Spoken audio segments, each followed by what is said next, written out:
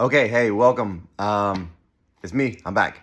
All right, we're gonna talk about the Pokemon chapter. Okay, chapter 25, or as I've started to call it to myself, chapter XXV, because I want to make sure that I'm reading what's exactly written on the page, and not jumping too often to conclusions or self interpreting what's on the page. So it's a little thing I've started just kind of referring to myself. Chapter XXV. I know it's Roman numerals, or we're all assuming it's Roman numerals, but there's just a little hint to don't always interpret what you think the most common interpretation, I guess, if that makes sense, on what's on the page. A couple things I want to get into before I get into the Pokemon chapter. Well, first, I'll let you know in case you're looking for a breaking clue. This isn't a breaking clue. I don't have a state.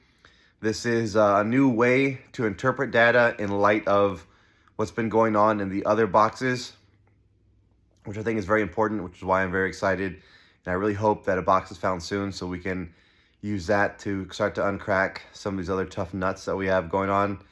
And I'm also going to go through some Pokemon, excuse me, and also we kind of started on this thread on a Zoom call the other day, and I'm going to give my opinion on it, just because I know a lot of people have different opinions. I didn't want to sound accusatory or confrontational, or sometimes you're not really sure doing voice, like what someone's tone is. So I'll give my piece on that. So what we're going to talk about today, in hopefully this order, is I guess my interpretation of JCB to this date on what he says and what we can go by.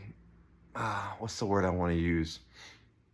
I'll just say my interpretation of JCB, the author, not the man, the author / creator of the puzzle.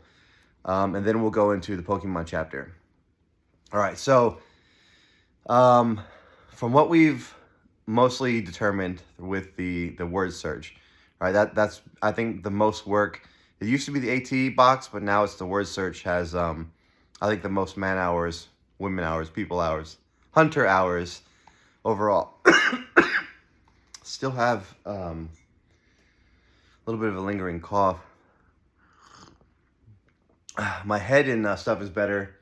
It's just this cough that's lingering.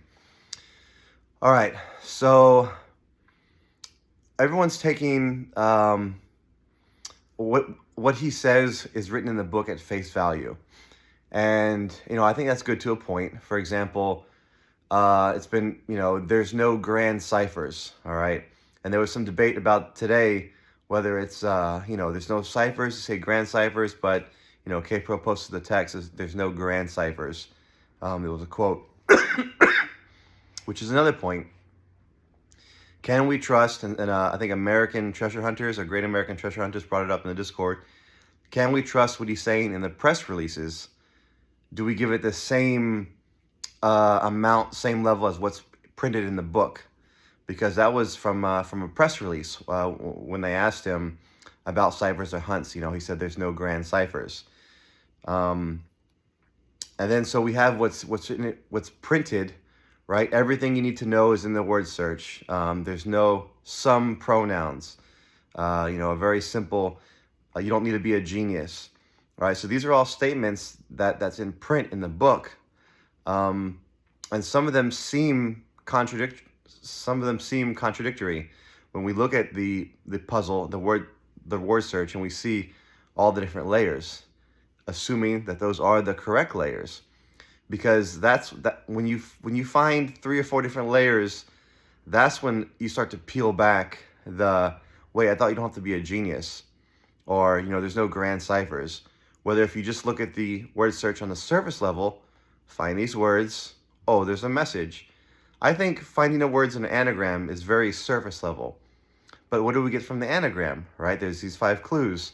And I know I said I'm talking about Pokemon, and I find myself talking about the past and the present, but bear with me. Past and the future, because this is important, because when we get into the Pokemon chapter, he's going to make a lot of statements, and a lot of people are arriving at a certain conclusion by taking those statements at face value. So I'm trying to determine a baseline for what's going on in the word search to see if we can, if that's a correct assumption. All right, so let me give you an example, okay? So the the Pokemon chapter opens up talking about, well, first off, opening up, it's important that there's a picture before the text. If you read it left to right, there's the two Charizards, right? So there's a lot of numbers on those Charizards, but we know one's a shining, one's a hollow. And I think it's interesting that he picked two of the same Pokemon. And this is where, it would help to learn more about him, as he talks about curating and writing this wish list of treasures to get. In Pokemon, I guess he wrote the story that has a connection to him, but why two of the same Pokemon? I mean, I've done limited research, mind you, but there's Pikachus that are really high value. There's other cards that are really high value. So it's not like the Charizarders are worth the most. I mean, there's a Mewtwo, we'll get into Mewtwo in a little bit, but that's also a really rare card. So was Charizard all that was on the market? Hard to believe if he's collecting this over 5 years. Anyways, that's my two thoughts on that. All right, so we're gonna get into this story, okay? And it's there's kind of three stories in one. So it talks about his childhood story on the road trip from Statesville to Houston and back, and then he talks about in Maine for the friend's wedding, I believe. Don't quote me on that. And coming across Pokemon Go. And then there's, excuse me. I think that's why I didn't wear the mic today. I'm still messing with the sound, trying to get the perfect system set up. And I think two or three recordings ago, I had a really terrible experience with the sound. So I'm going to try. Plus, it's really quiet. No one's here. It's kind of late. Yeah, no mic today. You don't want to hear me coughing to the mic. Okay, third story, the expanded reality, augmented reality, right? Which I think is interesting that he used. I mean, he would know the term AR. He seems like a tech guy. He would know AR versus VR, but he used the term expanded reality, which I think is interesting. But so there's those three stories, all right? And if we're going to take the stories at face value, that's going to lead us down a certain road, certain rabbit trail, I guess if you want to call it, versus if you don't take the statements at face value. And what I mean by don't is that, so again, I'm new to the treasure hunting world. I'm new to, I've only had one, I'm in my second game right now. I've only really talked to a few other treasure hunters on a smaller scale. But when Jason gave his press releases about how he chose the location for Project Skydrop, he was very intentional in choosing this location. He talked about researching the greater DC to Boston metro area, which if you look into it, so there's metro areas and there's super metro areas. I think there's even mega metro areas. And the U.S. I think has 3 mega ones. Depends if you count the greater Charlottes and Atlanta as a combined new growing one in the Southeast. But you've got the East Coast, right? From DC, apologize if that's annoying. From DC to Boston, you've got DC, New York, New Jersey, Philadelphia, Boston, all a bunch of huge cities, all relatively close together. And on the West Coast, you've got LA, which is massive, a bunch of towns around it. Then you've got the Bay Area up north. And then you've got DFW, Dallas, Fort Worth area. Those are really huge, like multiple cities together with, millions and millions of people. So Jason, for Project Skydrop, was very intentional that he chose, one, he was familiar with New England. 2, he set that area because he wanted to get as much people and attention interested in his hunt. So he set the first circle in that area. I did a similar thing to less success, but in the Southeast, using the greater metro areas of Charlotte, which is a new and growing city, and Atlanta, which is a massive city. All right, trying to get as much people as possible. And so, if you're looking at this from a business aspect, or even what Jason says, where he wants as many people as possible, setting, 5 boxes. Sorry, take another drink.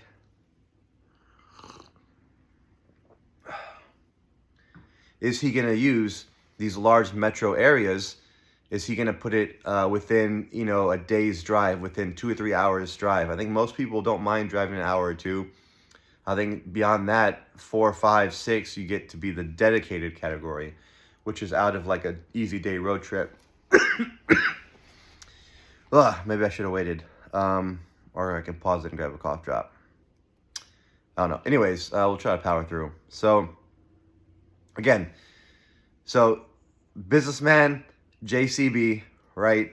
You know, I see him as a businessman, and I don't mean that's a bad thing. I mean, I think a lot of his moves are very, very calculated. I think, he's learned a lot. I think it makes sense, a lot of his stuff, which I like because you can trust a businessman to make smart decisions. People get frustrated if they have a CEO that runs off of feelings or emotions, because sometimes you can't trust them to make the smart business decision. Some of the stuff he's done, a small first print batch makes sense from business wise. One being that he was, his own printing press, and again makes sense because he's controlling the cost while building a brand at the same time. Two, I'm sorry, I lost my train of thought. Batch printing. Two, the marketing aspect. Mentioning hiring Drake's publishing team. You can hire. I mean, there's tons of publicists. All right, and he's a West Coast guy. He's from LA. He was in the music industry. He knows publicists. I mean, you don't have to get Drake's. The one or two, or I don't know. I didn't remember the firm that he mentioned, but that's high dollar. That's a very intentional move that he wants to push us out, and you can see what he's doing with the TikTok, all the social medias, trying to get this out. It's very calculated. So I'm getting down another rabbit hole, which is for another video. But my main point, my one main point, one of 7 main points, is that when you're taking these stories, we have a choice, which I don't like to choose. I'd rather go down both roads at the same time. I'd rather believe him as the honest storyteller and take his words exactly as they're written, at the same time as using another page and going down, what if it's all symbolic? What if he chose the location first, then thought of a story, doesn't have to be false, then remembered a memory in that area, and then adapted the memory to the location? Or did he choose the location first, did he choose the memory first and then find the location in the area? It's a similar result, but not the same, and I think it's an important distinction. Or you can, completely disagree. All right, so enough preamble and my thoughts. Let's get into the book here. Let's get into, which again, I mean, beautiful book. I mean, I understand it's hard to get now. Again, he just put out a press release this morning, I think, that trucks with new shipments are getting out to their, which again is a marketing tactic. PlayStations and Xbox do the same thing, limiting the first batch. But enough about business. Anyways, books are out. So if you see a 2-month wait, he says, you should expect it in half the time. But a beautiful book. You should get it. Anyways, so he starts out, right? Charizard on the first page gets into this trip. 2 weeks, all right? We have a time frame, 2 weeks. Statesville and Houston. We have a start and end point. Trek past the Ozarks, right? He didn't say through. He didn't say in. The trek back went past the Ozarks. All right, and we know that's different because he talked about when he headed southwest through New Orleans. So past...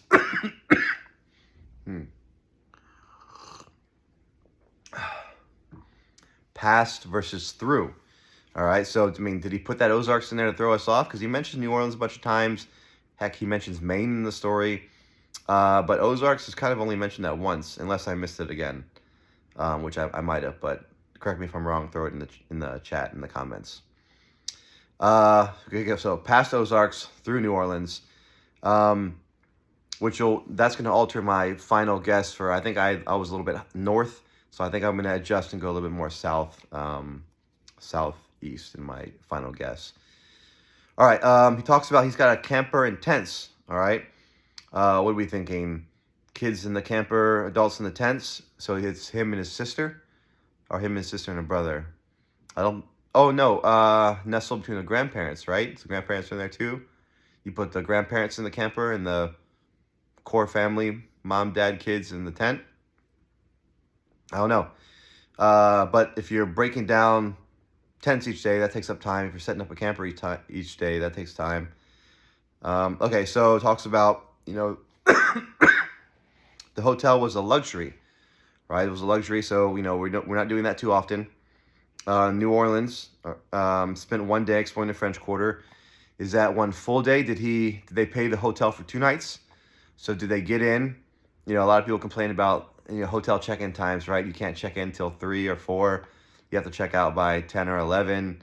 Not the most convenient time sometimes. So did they come in the afternoon?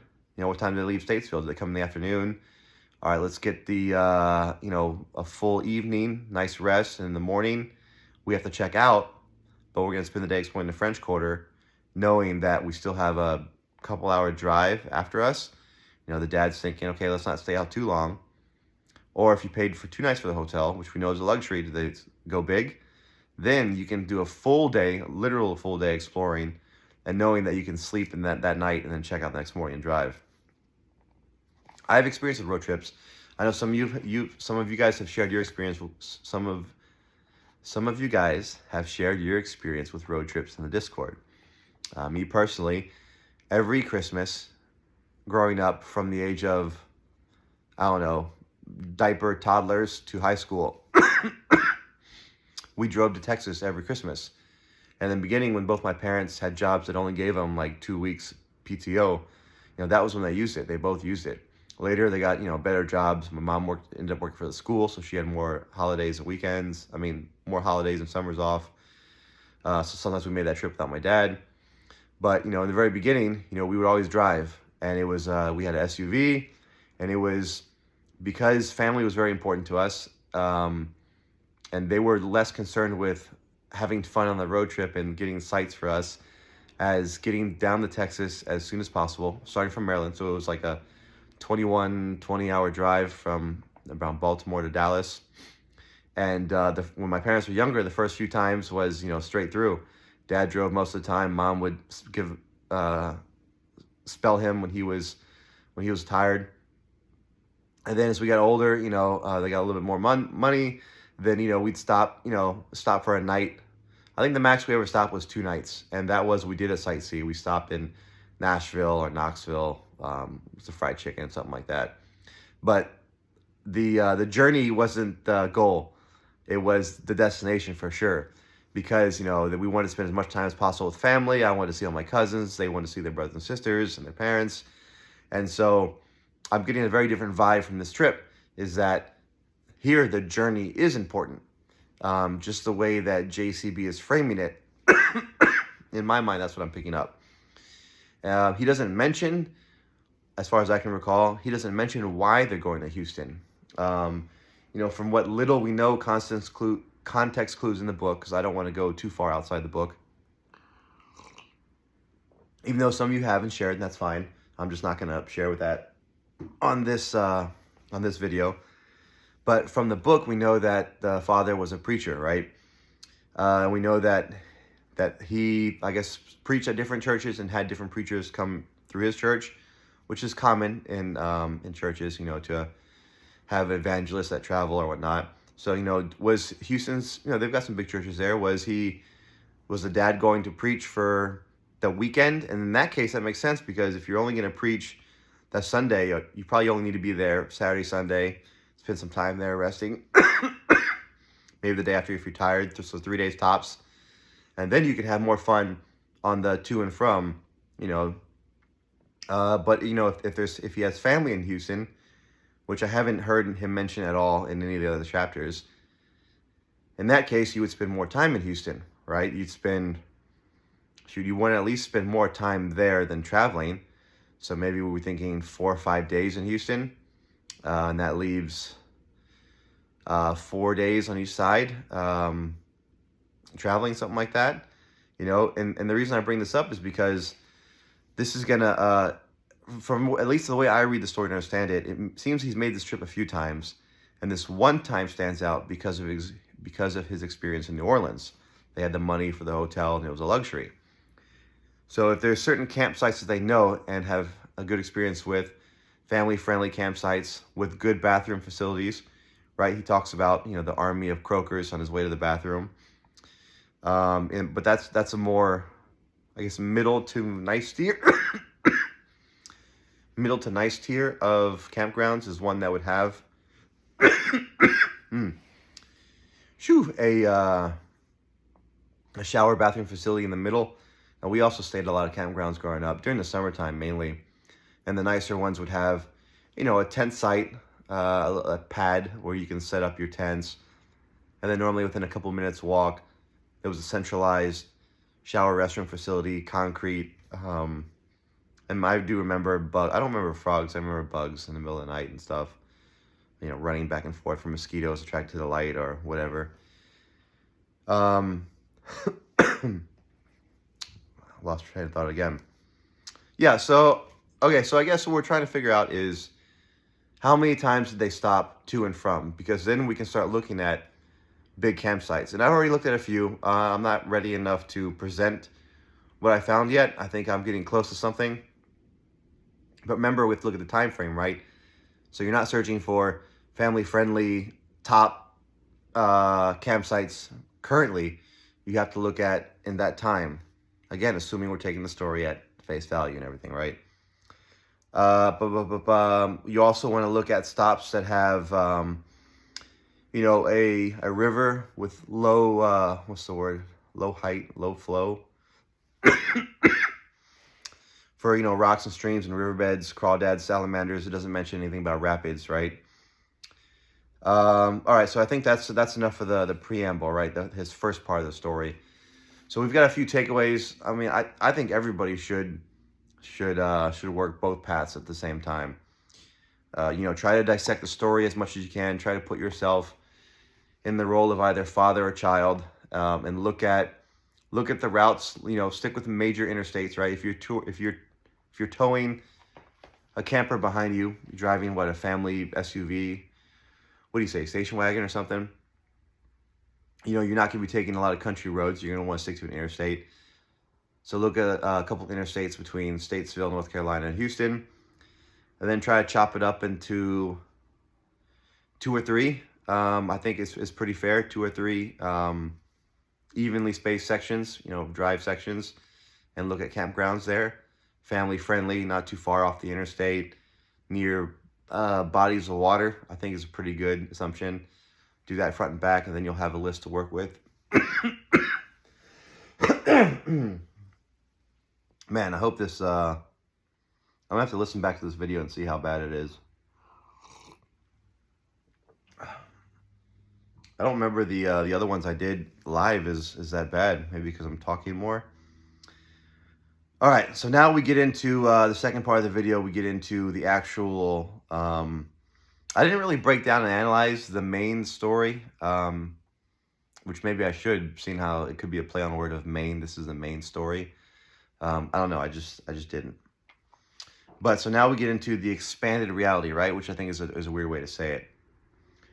So he talks about, I did write one thing about the main story. He mentions Pokemon, 150 of them, and he mentions there's a mysterious 151st hard to find. So he says mysterious, hard to find Pokemon. He doesn't say Mewtwo by name, which is interesting because there's clearly a Mewtwo hidden in there. Very mysterious, very hard to find. He doesn't mention it at all, or even allude to it in the expanded reality, which I think is significant. And then there's, he mentions a bunch of numbers, 220, 252, 10 out of 10. I also wrote this part down. He says, okay, so their grade is a 10 out of 10. Then he goes, there's 715 that exist with a 9 grade. Why bring that up? Why? I don't know, it just doesn't seem relevant at all. Maybe it is. I don't know. I'm not a writer, but I don't know. I thought that was significant. All right, so now, like I said 3 times before, but now we're getting down to it. Okay, so the box is left not far from place he visited. All right, talks about an army of croakers at the campground, which we know as frogs. Talks about lily pad. which lily pads, I think, grow in slow or still water. I don't know if lily pads grow in like fast moving water. So that would mean a pond, unless that part is just purely, purely, I don't know, pure fantasy or just flavor. Hiking spot. So another thing about the whole no Charizard, which Charizard is brought up twice. There's two in the beginning and it's brought up twice. Brought up in the beginning and brought up in the story. It could be no fires allowed. That's one thing I thought of. He said, "Oh, but even though it's hotter than a Charizard's breath, we won't find any here." I don't know. It could be no fires allowed. A lot of people are saying the Mabostiff means no dogs allowed on the trail, which could be, but that's pretty. What's the word? Simple. That's pretty just top layer. And if the other two puzzles that we've looked into, the AT Trail and the AT Trail and the Fast and the Furious word search, those don't seem to be surface level at all. So why would this one have surface level references? I don't know. It just so I'm looking a little bit deeper, not too deep, and I'm looking at the which I recommend you do, which every single Pokemon here, and this isn't original to me. Another couple users in Discord recommended that. But Mabostiff, according to Pokebulb, is a dark type guard dog. All right, and it's got a couple special moves. One of them, Stakeout, which I don't know how that could be a reference. But maybe there's maybe no Mabostiffs mean there's no guard, there's no gate present, there's no. I don't know. I was trying to think about where else I could go from there besides just no dogs allowed on the trail, which I encourage you to think about because I don't know. We've all been using kind of the same logic for the past.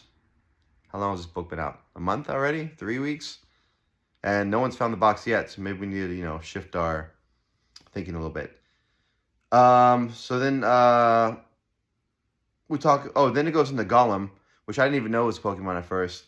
And the description for Golem, when you type it in from like the Pokepedia, Pokeball, whatever, it's pretty interesting. It talks about how, they're found in groups of rocks and everything.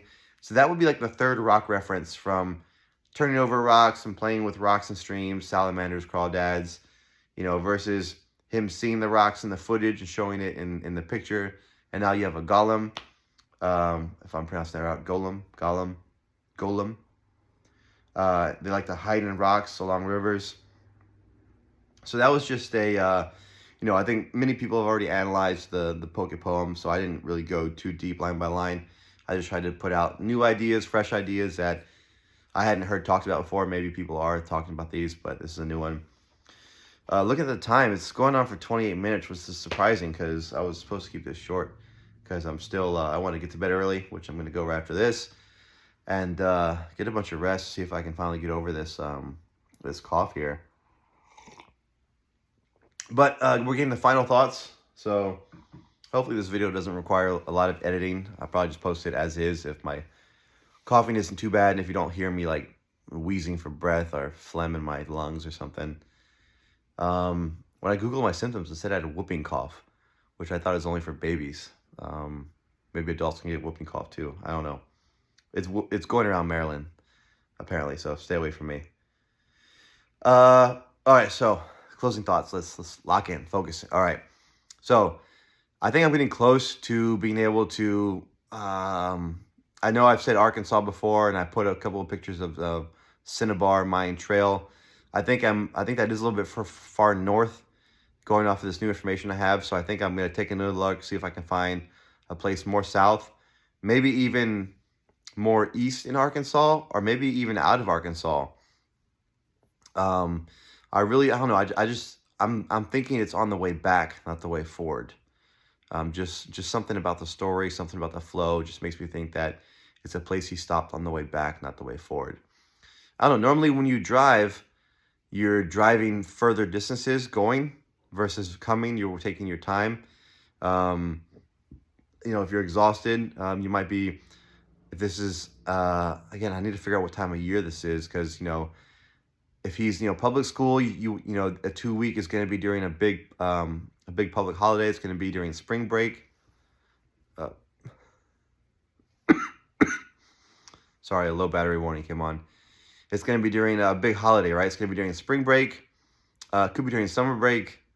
I don't know. The weather aspect didn't make it seem like it was during fall or winter break, just because it seemed like it was a more summery kind of vibe with the whole New Orleans and flipping over rocks for crawdads and salamanders.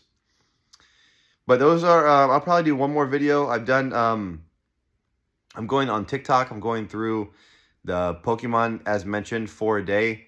No, well, not for, well, for a post. So I did the first 4 mentioned, which is Charizard, Froakie, Greninja, and Mambostiff. And then I'll go over the next 4, which I think the next 4 off the top of my head. The raccoon one, I forget the name. I think he says a butterfly one. And Golem maybe.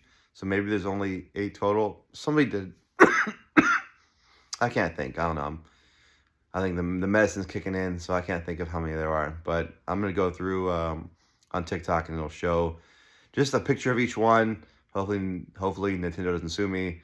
And the numbers associated with them, and kind of some of their special moves, if they're really, I don't know if the wording for the special moves seem significant to a treasure hunt. I'll put that up there.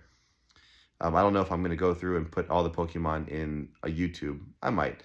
But I do want to do at least one more video on the Pokemon chapter. I think I'm close to finding a spot, like I said. And we'll see how close I can narrow it down, and then I'll put that out for everybody. I don't know, tomorrow or the next day. But that's what I got going on. Sorry for the rambling. Sorry for the coughing. Sorry for... this just feels very disconnected. But I think there's some good stuff in here. I think it'll help anybody who's focusing on this box. So that's it. All right, take care. Probably want to watch this video in 2 times speed. I feel like I talked a little slower. Maybe it'll make it go by faster. All right, but you won't know until you've already watched it, because then you get to this part. So I should have put this part first. All right, later. Bye.